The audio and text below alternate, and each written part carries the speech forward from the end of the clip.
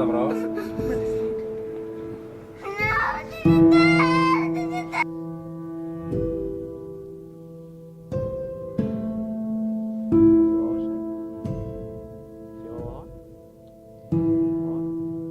دور بعد شوي تاكل ماشي؟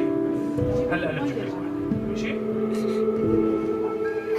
اشبك اشبك اشبك هلا تصير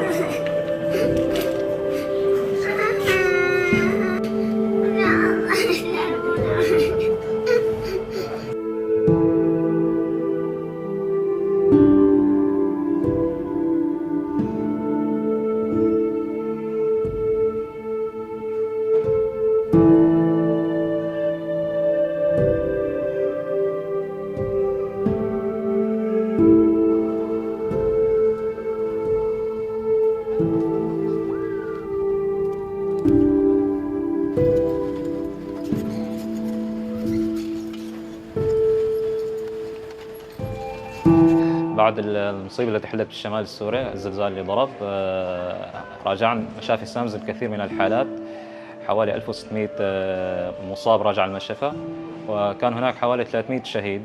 من ضمن الحالات المؤثرة التي راجعت مشفى باب الهوى هي حالة طفلة جنى، وهي الطفلة كانت تحت الركام لمدة 50 ساعة. راجعت الإسعاف بقصة ردود متعددة. تم بعد إجراء الفحص السريري والاستقصاءات المتممة الشعاعية تم اتخاذ قرار بقبولها في الجناح للمراقبة. حقيقة حالة جنى مؤثرة جدا بالقصة، كان عائلتها جميع أفراد عائلتها متوفين.